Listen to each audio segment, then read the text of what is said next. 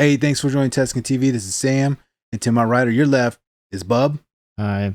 And we're gonna do a little review over the Spider-Man No Way Home movie, and we're gonna actually tell you when we're gonna have some spoilers. So we're gonna do the review first, and then we're gonna go ahead and give you some spoilers. So if you haven't seen the movie, highly recommend you guys see the movie before you watch some of the video, and we're gonna tell you when we're gonna get to that point. We'll throw spoilers across the screen or something. And so with all that being said, we're gonna go right into the intro of the show, and here it is. Doop doop doo doo doo doo da da da doo da da da da da. I'm waiting for a bottle of water. We got to get our drinks before the show started. I'm gonna cut all that out. Actually, I probably won't. I'll probably just leave all that in. Okay, Bubba's back. He's got the water. Boom. I'm gonna pop this in the microphone. Oh, he popped it in the microphone. For real. All right, so and we're back. I got the bottle of water. He's got his Mountain Dew. That's that. No, cut that out. That's cutting. That's getting cut out. Okay, I'm gonna cut that part out. That was pretty funny. All right, so we went and saw Spider-Man, and all I gotta say is I like the movie a whole lot. And so we're gonna give you a little bit of review right now, without any kind of spoilers. You know, just basically what you've seen on the trailer. Trailer and like some TV spots. Yeah, and some TV spots, and then we're gonna jump into the spoilers, and we're gonna tell you when those spoilers are. So go ahead and you give your review, and I'm gonna give you my review, and we'll see. Okay, so first off, to like where I was going in this movie, I have not liked MCU Spider-Man after Civil War. I really just haven't. I am part of the people that call him Iron Boy Jr. because that basically is what he has been. Gotcha. So going into this movie, I was only here for the old villains returning. I wasn't here for Tom because I haven't cared about Tom Spider-Man. Okay. Leaving this, they have fixed every single thing I have not liked about Tom Spider-Man in one movie, and I've never been more excited for his Spider-Man until now. So like, if you didn't like Tom Spider-Man after this movie, they have fixed every problem that he had until now. So they solved some major issues with the storylines and some of the stuff that didn't kind of make sense, is what you're saying. Well, I don't want to get too much into it, but a lot of like Spider-Man's fundamentals that hadn't been in the MCU, this movie adds back in. And It does a very good job doing it as well. Now, overall as a movie, period, for a popcorn movie, what did you think about this one? Well, 5 is an average, so I'd say maybe a 7. Oh man, so he's giving this one a solid. It's a good movie. Yeah, so you're giving a solid. There is some janky parts to it. Like one character shouldn't be in the movie, and there's a few like could have explained that a bit better. In the beginning of the movie is a bit it's very congested in the beginning. Gotcha. So some of the story's a little bit off for you, but in overall, it was a good movie. It's like for the first half, they have to really get through a lot in order to get to the whole multiverse stuff. Gotcha. But overall, I think it is a good movie. So he's giving this one 7 out of 10 Tuskens with the Jolly Silver approval, I guess. Half of a Jolly Silver. Half of a Jolly Silver. All right, so I'm gonna rate this one pretty high too. I actually rate movies pretty decent all the time. But I'm going to say this one, I don't remember, what did I give Ghostbusters? I don't remember. Maybe 9? I think you gave it either an 8 or a 9. I'm going to have to give this one a solid 9 out of 10 Tuskens with 2 Jawa seals of approval. I really like this movie. I thought it was really well shot. I think they did a good job with updating some of the CGI. I think they did a good job with costumes. I think they did a good job with the script. Overall, also, really good movie. Just to say, I consider Far From Home to be a 4 out of 10. Gotcha. So that's how you're gonna gauge it. That's how stark of a difference I think. There you go. This movie is a massive improvement. This from movie, Far From Home. It was really good. It makes the other 2 MCU Spider-Man movies, which are already kind of for me, look like child's play. Got you. Because before leaving those movies, I didn't really feel like that was Spider-Man. But leaving this movie, I was like, that was Spider-Man. It felt like it was a Spider-Man as in a guy in Spider-Man's outfit doing the minimal stuff, but not actually the Spider-Man. Yeah, it was just story. like, oh, it's a guy dressed up as Spider-Man. Gotcha. But this is Spider-Man. Yeah, they did a really good job on the storyline. I really enjoyed how they intertwined everything with the old school and new school stuff. Mm-hmm. I mean, I thought it was a really solid movie. A really, really solid movie. I mean, so much that there's some good parts in the movie where people cheered. There's some pretty good parts surprises. People cheered. Yeah. In some parts where people were like, "Whoa, whoa!" Yeah, there was one scene that I gasped. I was like, for real. I was like, there was really a lot of this movie. I didn't expect the story to play out the way it did. Yeah. But there was one moment which most people who have seen the movie probably know the moment I'm talking about. That I was surprised they did. Awesome. There's definitely a lot of surprises. A lot of surprises for me. There was one surprise that went by very quick, and I was kind of surprised by how fast it went through. Yeah, it was like, oh, it's there and it's gone. It's like, oh, I think I know what you're talking about, and then we're going to talk about that in the spoilers. So overall, this movie was a solid movie. We're about 7 minutes into this, but a lot of this was like, we're going to have to cut a lot of it down because we had a little water break and some other stuff in here. But solid movie. Boom, thumbs up. I'm going to couple of thumbs up for real. I thought it was a really good movie. So go out and see it. This is my. Also, don't get spoiled. Yeah, don't get spoiled. There are some things that if you know about it, going in, it will ruin it. It will ruin the movie. So, like we said, this is the part of the video that we're doing as the review. Spoilers. So there's big spoilers after this. So we're just going to do the review, and we're going to hit you guys with the spoilers in a second.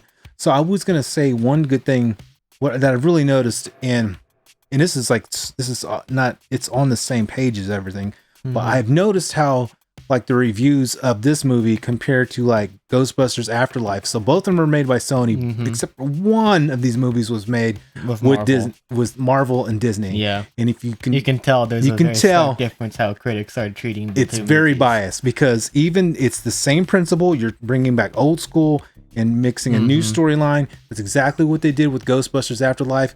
But for some reason, this movie got really high praise. I would say over Ghostbusters. This movie is kind of being overly praised. I think so by the critics. It's not. I don't think it's a 95%.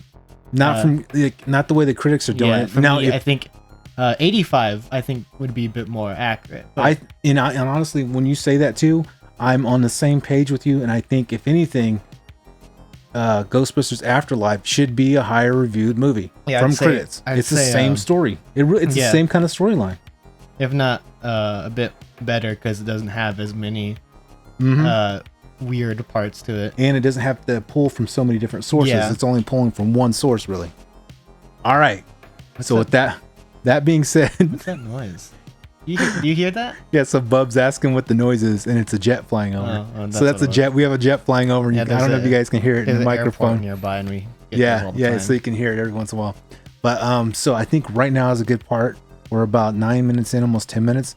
And let's go into the spoilers because so right here, this is spoiler alert. Spoiler. If you have not seen the movie, leave now. Stop right now. Go see the movie and watch it. Come back and watch it. Do a good 20 seconds or whatever of saying don't go and watch the movie. Don't go see it. But hey, we will tell you this. If you guys want to go back and watch our review of the trailer, I was right. And we were right about certain things of it, because if you go back and watch our video, you can see where we stopped it, and that's exactly the parts where they show up in the movie, and we were all the fist bump for that because we were right on a bunch of stuff. He was more right than I was, but there's a lot of parts that we noticed in the trailer that were accurate. They were so accurate. One of them being Sandman. Yep, but we're not supposed to say that. Well, Sandman is confirmed in the movie. Okay, so he was in the second trailer. Oh, okay. So that was one that we did confirm, and there's one that kind of that you said was in a certain spot, but it wasn't. He wasn't necessarily in one spot, but it's So right here, spoilers from now on.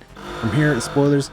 So I want you to go ahead and let's go ahead and just go right into it. So right. Haven't seen a movie? Don't watch it. Big text up here of right spoiler here, alert. Red tape, yellow tape, spoilers. Last spoiler warning. Really, I'm going to start with the biggest spoiler of the movie. Hit him with it. So leave if you haven't seen the movie. Leave and go watch the movie and then come back and let's continue this discussion. Anyways, all the people who were denying Tobey and Andrew being in the movie, complete idiots now.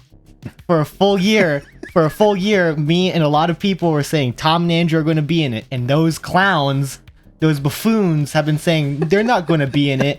And guess what? They are in it, and they're in it for like 20 to 30 minutes. I think they're in it for longer than that because they are in they're in all of the third act. Okay, so the entire third act. So how long did this movie clock at? It's 2 hours and a half. 2.5 hours. So it is a very long movie. It's a really long movie. So the third part of the storyline, which had Andrew Garfield and Tobey, was really important to how everything's going to shake out in the end. It really is. It's totally important how everything plays out from that point on. And it was a pivotal point in the movie, and it was really cool. And also, one thing I'll say is that I was very worried that most of the movie would just be like nostalgia baiting of like, I was too. Remember this thing? Yep. But like a lot of the villains, I was very afraid would just be, oh, remember Green Goblin? Remember Doc Ock? Yeah. But watching the movie, they are not just there for, just because. Just for like, oh, we can have a cool looking thing in the trailer. They're actually there for a purpose. And Green Goblin is a great villain. Or sorry, I moved away from the microphone. Green Goblin is a great villain in the movie. Oh yeah. And Willem Dafoe continues to prove why he is the definitive Goblin actor. And so what I don't know if they did any CGI on his face or what. They didn't. They didn't do any of the de-aging stuff because he looks exactly the same. I think William Dafoe has looked the same since the older movies he's been in. Like he's looked the same to me ever since. And he is an excellent actor, and he executed his character very, very well. Because there's points in the movie that where you kind of feel sad for him. You do. You really feel sad for him because he's trapped. And kind of remind us of like maybe an older person who has dementia. Yeah, with how he has the Goblin personality, and he doesn't know where he's at or what he's doing. It's really nerve-wracking, some of the parts, like just the way he's able to switch that off and like on. when Goblin resurfaces. Oh man, when Spider-Man gets the spider sense, and Spider-Man is like, you just see the other look of dread on Spider-Man's face, and then you see Green Goblin, and he has like, it's impressive how quickly he goes from Norman Osborn to Green Goblin. That sinister, just in his face, the sinister smile and the eyebrows, and the laugh, and he does that laugh, and it's like, he's so great as the main villain. I'm sorry. Go ahead. No, that was all. I was gonna say it's very, very Mark Hamill Joker infused. It's one of the reasons why I am one part of the people saying I would like Willem Dafoe as a Joker, because he's basically kind of like Joker. He was excellent. Like he turned that on he's like boom instantly, and it was, once he did it, it was pretty amazing. And I know editing. You can say it's editing and this and that, but the way he approaches that character was awesome. You were mentioning something about there's a surprise that very early on the movie. Very early on. So go ahead and talk about that one, because I was in the same boat as you when I saw it was there and it was gone. Yeah. Go ahead. Yeah, Daredevil is in the movie for like 2 minutes. Yeah. And it's like, or he's Matt Murdock, but it's like, oh, I guess there's Daredevil and now he's gone. Like, here he is. Yeah, it goes by very quickly. Yeah, you kind of think I was hoping, well, maybe we'll get to see him in it a little bit longer, maybe. Yeah. But he was just in a couple lines. Yeah, and he was gone. Going in, I knew Daredevil was in the movie. There's a picture of him leaked online. Yeah, and I think even in the trailer you called it, but it wasn't that particular moment. Yeah, it was a different scene. It was a different scene. I thought it was Daredevil, but I was still right about him being there. So yeah, with Daredevil, or I guess Matt Murdock, he appears for like one scene and then leaves. And so it's kind of like, it's mostly just there setting up of like, yes, he is going to be Daredevil, especially with Hawkeye setting up that character. And then tell us, you said you noticed something that I didn't notice at all about Hawkeye. So there's a Hawkeye tie-in into that movie too. In the beginning of the movie, there's billboards for the Rogers musical from the Hawkeye show. Yes, so if you saw the Hawkeye show, that's in the first episode, is the Captain America Broadway show. It seems like the timeline for the MCU is it goes No Way Home, or it goes Far From Home, No Way Home, then Hawkeye, because No Way Home ends at Christmas time. Yeah, yep, and it was a good little tie-in. It really was. Let's see. So what? Go ahead and name off some of the bad guys that we had. We had Doc Ock, Green Goblin, Sandman, Electro, and Lizard. So I'm gonna say this whenever one of my talking about William Dafoe, like the way they chose his costume to was excellent. The way they with the purple yes hoodie jacket or whatever. Yeah. And so that turns into that traditional hood. I do wish he kept the wears. mask though. Yeah, he kind of smashes it. But the one thing I will say is in the trailers they show basically all of the fight scenes. Yeah. They don't. There's not that much left. Yeah. Which that was one thing that was disappointing. I was hoping for more fight scenes with the villains because their fights go by very quick. They do go by pretty fast. Electro. I have another problem with Electro, but his introduction fight is very quick, and then like he's instantly thrown into magic jail. Yeah. I mean, and it was cool though. They were able to. I don't even know what I'm trying to say.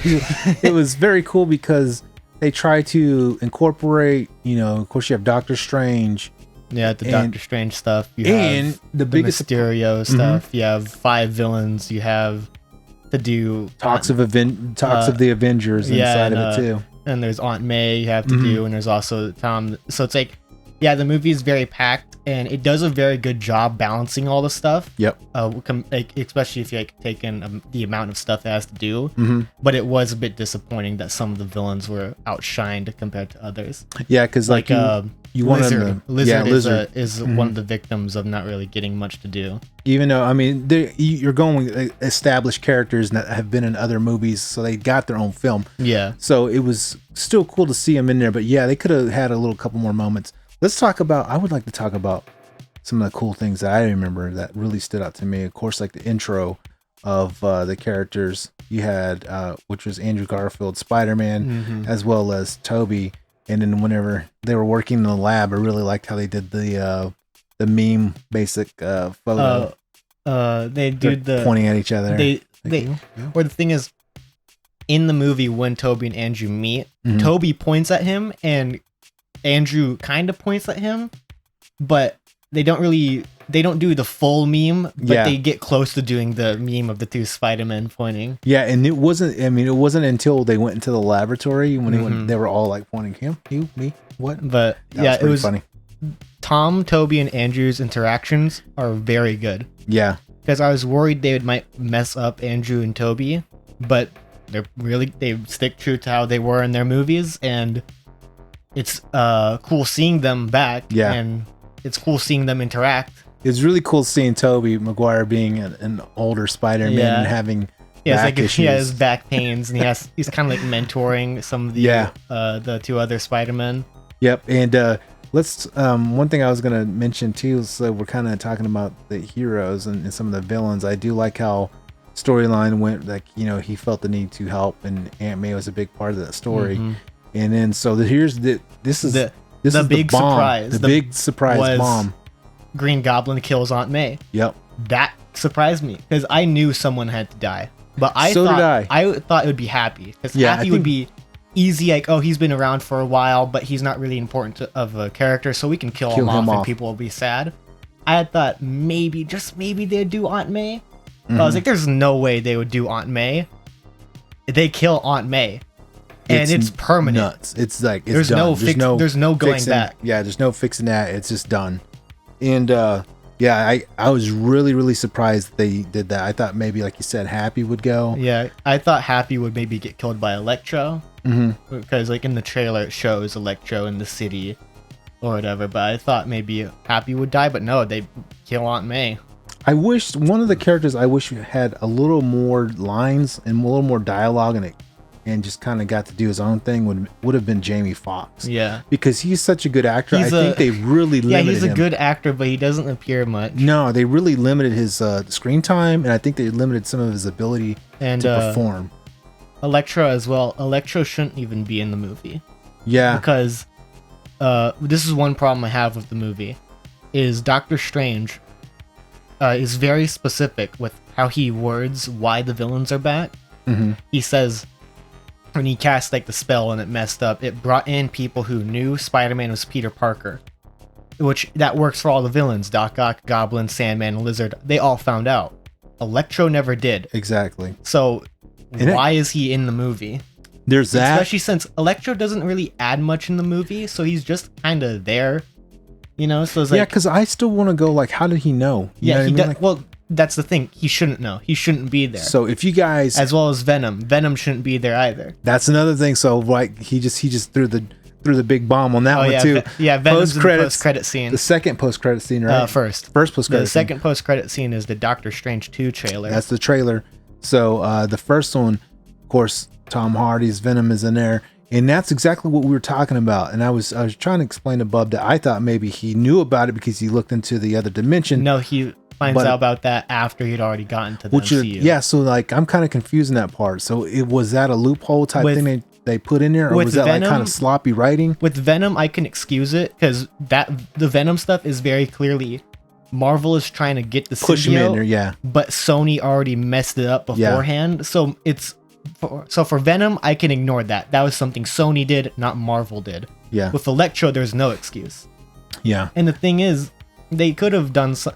I want to go back. In general, there is some confusion of Lizard is there, and they say like, oh, the villains die fighting their Spider-Man, but Sandman and Lizard don't, and so it's kind of like they don't really tell you when Sandman and Lizard are taken from.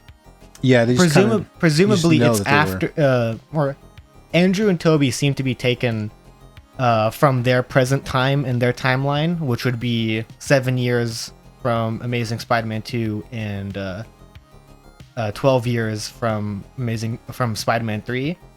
So we can assume Sandman is probably taken from 12 years into the future, and Lizard are taken from 7 years in the future, but there's no real lines of dialogue mentioning that.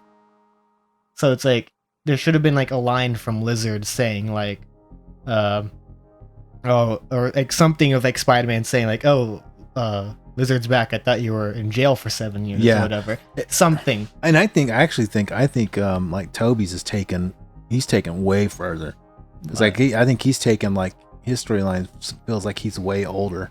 Like Tobey himself. Well, I think it's just Tobey has aged a lot. Yeah, but I really do think it's like, they pulled him, like he was like pulled further. But what was I gonna say earlier? What I was gonna say was like the storyline and stuff like that about the bad guys. Yeah, there were some questionable writing in there. So there's questionable parts in there about the movie, about how they came to be. And another one, Doc Ock is surprisingly not in the movie much. Yeah, I think they hyped him up really good in the trailer to kind of. He was in the trailers too much. He has really just 3 main scenes. That's the bridge, him being cured, and then him coming back, and that's it. Yeah, and I'm kind of glad they put him more into the trailer because it made me want to see the other things even more. Yeah. So when you got to see the Green Goblin, William Dafoe's character come into play, it made a better impact. I think the impact was huge, and then when you saw Electro, it was a better impact. And there's some cool parts about Electro that I really liked about some of the Stark technology and stuff like that, and then Doc Ock with the Stark technology was really cool. I like how they all played that into it. There's one question though, of the movie doesn't really explain where Electro or Green Goblin get their upgraded suits. Yeah, they just kind of because they leave and then they come back with new technology. And Green Goblin, I can see like Green Goblin probably made all of that while he was with Peter, because it's because he had several suits. Because it's implied. So basically, in the movie, Spider-Man and Norman Osborn are working together to cure the other villains of their like powers or whatever. And it's implied whenever Norman Osborn makes a cure for himself to cure Green Goblin, but when it's injected in him, it does nothing, because like it implies that Norman was thinking he was curing himself, but it was Green Goblin. I got you. So with Green Goblin, I can see like, oh, Green Goblin probably just made all that stuff it up.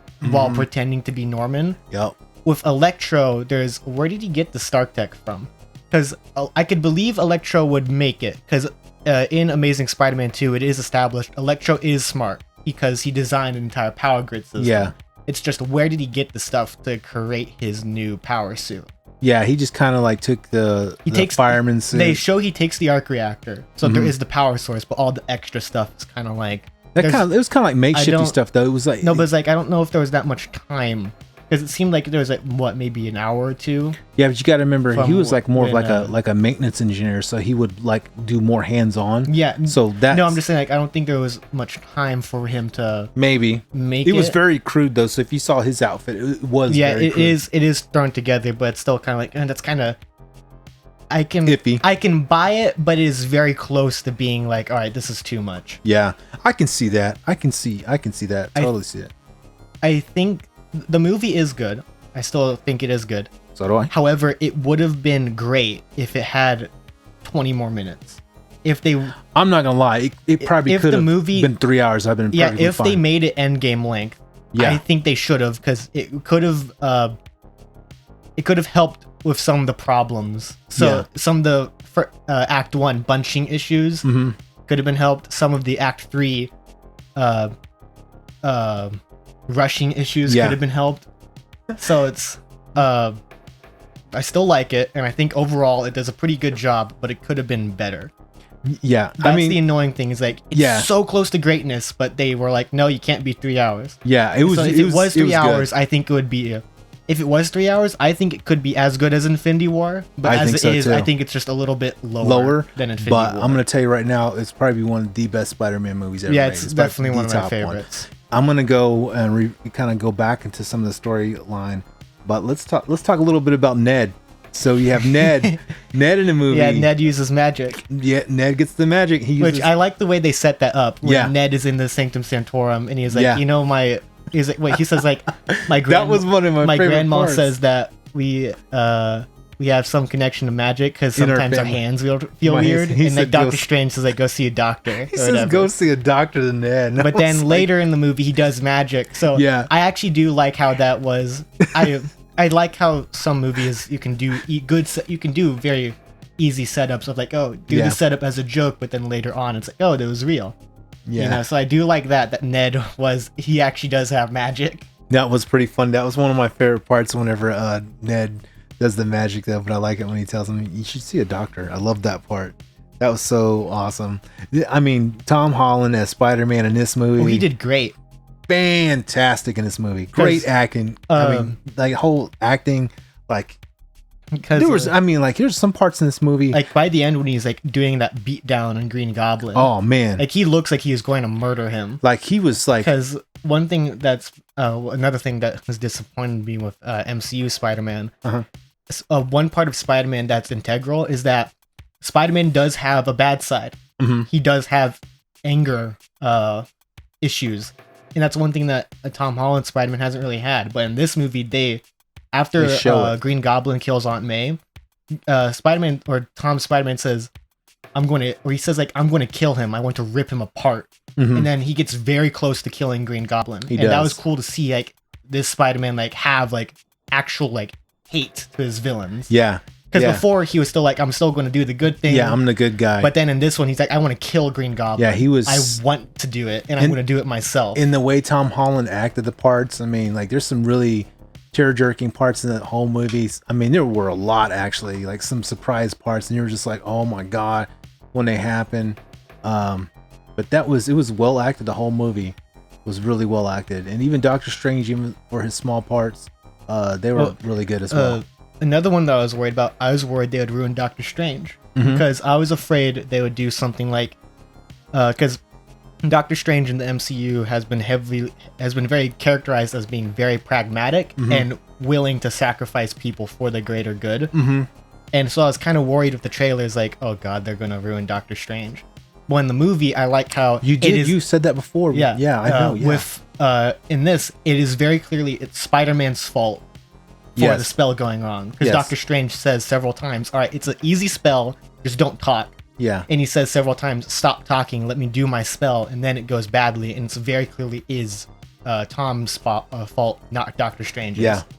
And then so at the end of the movie, after everything's said and done, it has one of the most like depressing endings. It has a really depressing for a Spider-Man movie, because only really amazing Spider-Man 2 had like a bad ending. And this one is like oof. He basically has to start everything from. It's like basically the entire world has forgotten about Peter Parker, and so now Spider-Man has to start from square one in life. And they're made to forget about Peter Parker. Not that they forget about him, but they are made to forget about Peter Parker. So he is there's no way of fixing them. He doesn't have MJ, he doesn't have Ned, he doesn't have Happy, and Aunt May is dead. He doesn't have any backing for schooling, and nothing. He has nothing. Everybody forgets who he is, period. And then that also means he will never get Stark Tech again, which I'm so glad for, because I hated the Stark Tech stuff. So now he is... Boy, let's talk about that. Yeah, he's... Oh my gosh. So now they've gotten Spider-Man to the point where he's poor, alone, depressed, and has his own homemade suit. And the homemade suit is the classic red and blue, and it's just straight up classic Spider-Man. Classic. It's awesome looking. It barely appears. It's very blurry, and I love it. It's awesome. I'm excited for that suit to appear. So if you want to see that really cool Spider-Man outfit, we're talking comic book classic Spider-Man outfit. It is in this movie. It's not that kind of dull red and blue from the Civil War suit. It is a vibrant red and blue. Like straight up spandex. It's classic like he Spider-Man. Sewed it all together himself. Like he did it, and that's just what he's going with, because he's on his own. And also, J. Jonah Jameson is going to be a main character going forward. Oh man, yeah. Because in the movie.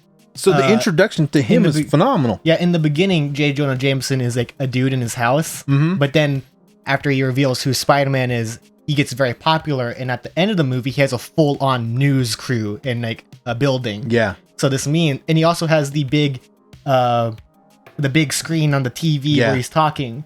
Yep. And so now we're going to see J. Jonah Jameson be a main reoccurring character now. In his prime. So we're not talking about like a little small added character like you saw in the past. Because I was wondering, like, how are they going to do that? Because like J. Jonah Jameson, like, when they introduced him, I was like, oh, he's just like a dude with a podcast. But now it's like he's a full-on news anchor. Yeah, it was good. Which I'm excited to see him going forward. And I am too. One of my favorite scenes is right after Aunt May died, Peter is like on a building and it's like raining, and he's looking at the big screen with J. Jonah Jameson on it, and it's J. Jonah Jameson blaming Spider-Man for the incident at the Feast building. Yeah. And it's like, that's Spider-Man. Yeah. You know, not the whole... Mr. Stark, I don't want these glasses or whatever, all that crap. No, that is awful. I hate it and dumb, and it's dumb, and I'm glad it's no longer going to be a thing. Yeah. It's like, I've never seen such a big turnaround for a character ever. Like, it is a massive turnaround. Yeah, it's like, wow, they fixed every single issue I had. They finally did the great power comes great responsibility quote. Line, yeah. Sadly, they did ignore Uncle Ben throughout most of the movie. So they'll probably eventually get around to that, especially since Spider-Man is getting a prequel show. But like, besides that one thing, and even then they did half of it, they've fixed everything. Yeah. Like, wow. I was going to talk about, it really fixed a lot. I was going to talk about like how diverse not only was the movie, but how diverse the audience was. Yeah, it was real in our movie theater. It was really diverse. You can tell who are the Tom fans, who are the Andrew fans, and who are the Tobey fans. So the movie where we saw it was in Moore, Oklahoma, and you can tell most of them are probably, teenagers all the way to like 20-year-old.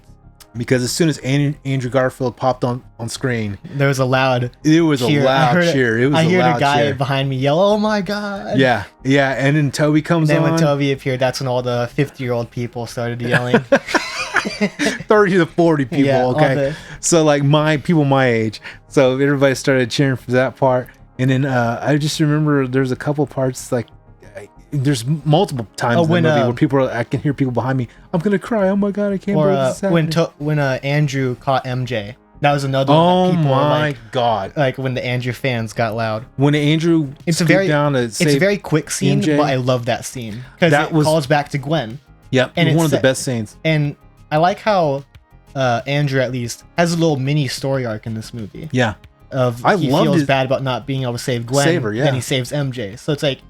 Andrew is barely in the movie, or he's like in the movie, but he's not the main focus. Not a pivotal part. But they gave Andrew a story arc. Yeah, they did. Like, they set it up pretty well. It's like, oh wow, that was actually really well handled. And I think they did that because I don't think his character in his movies got a proper send off. Yeah, because Andrew never got the third. Yeah. So he never really got an end point. They just ended his series at the middle, where like, oh, Gwen is dead. And I'm gonna have to fight a rhino, and so, but now he has like a full actual end. And whenever they did that, and he got his parts, and they mentioned some of those other pieces, but whenever Andrew his acting through this movie was phenomenal. Was good.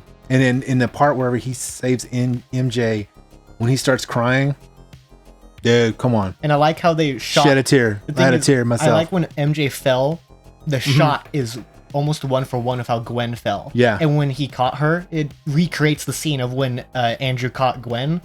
It goes by very quick, but I love how it was done. It was awesome. And the people behind me, on that point in time, whenever he saved it, they're like, "Oh my God, I'm gonna cry."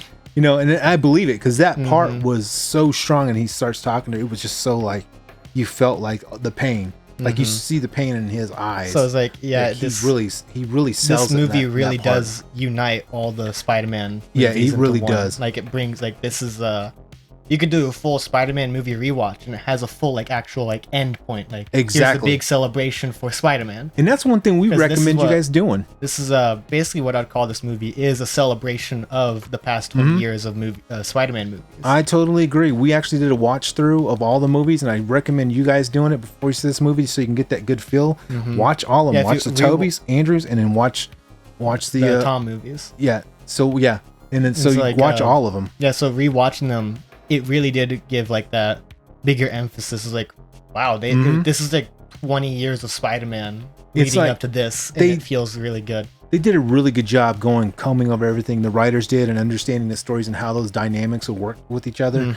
And they were able to fit 3 main heroes at the end of a movie together and work together. And it doesn't feel like it's just there for, remember Tobey and Andrew? No. It feels there like, this is the logical story progression. Exactly. It feels like it doesn't feel like it doesn't feel like Ahsoka in The Mandalorian. Yeah. Where it's just like, here's this character you remember. Here's the main character in the movie. It doesn't feel forced.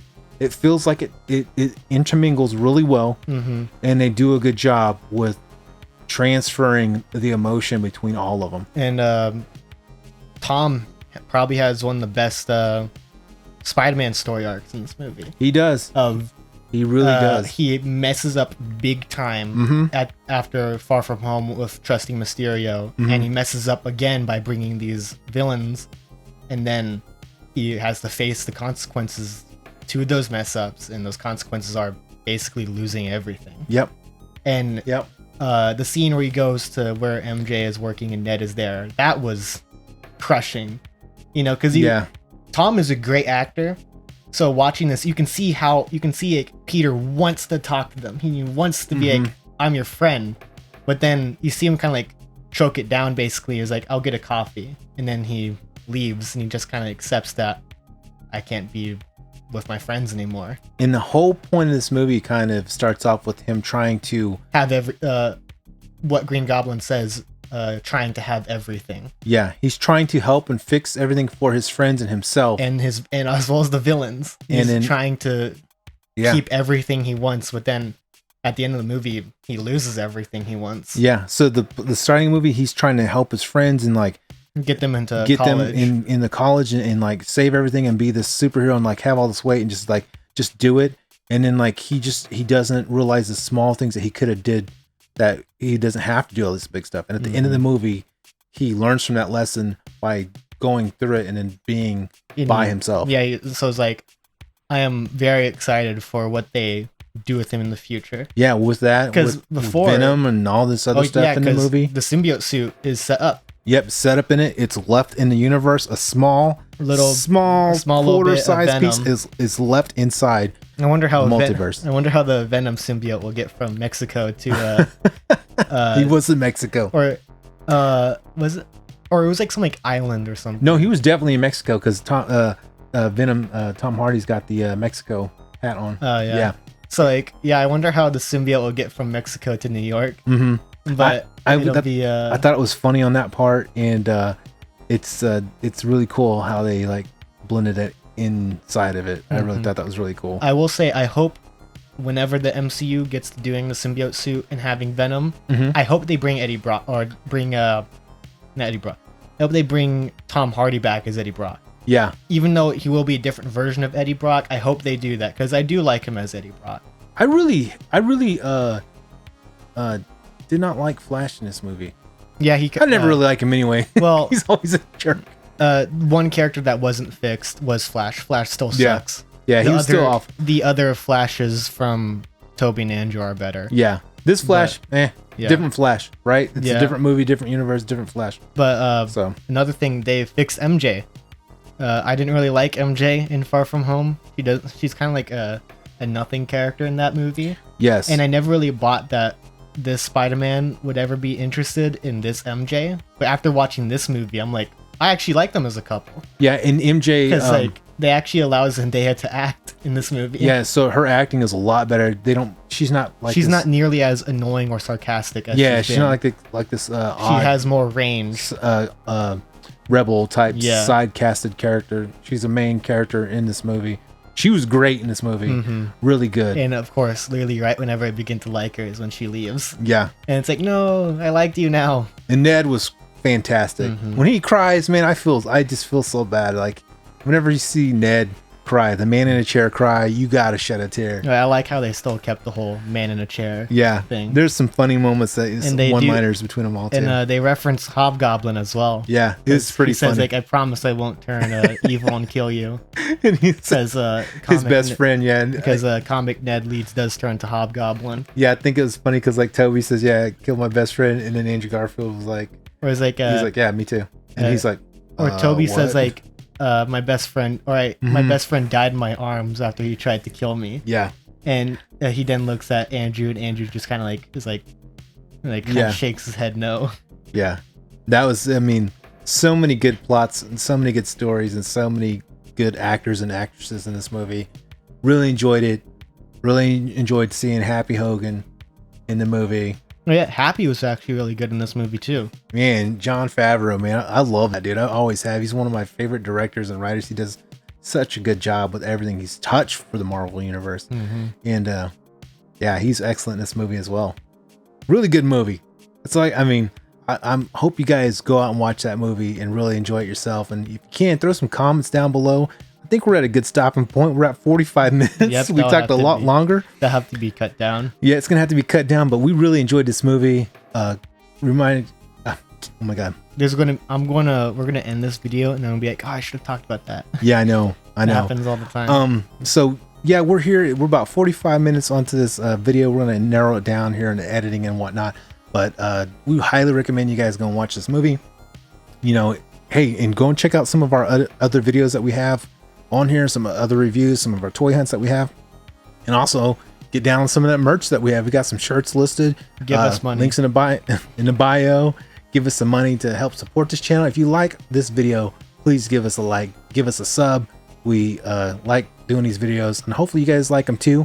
So once again, go out and check this movie out. We enjoyed it. Hopefully you'll enjoy it. Drop a comment below and tell us what you thought, and keep your eyes filled. Oh my God. Always remember, guys, keep your eyes peeled, fingers crossed, and it's on to the next one. Peace.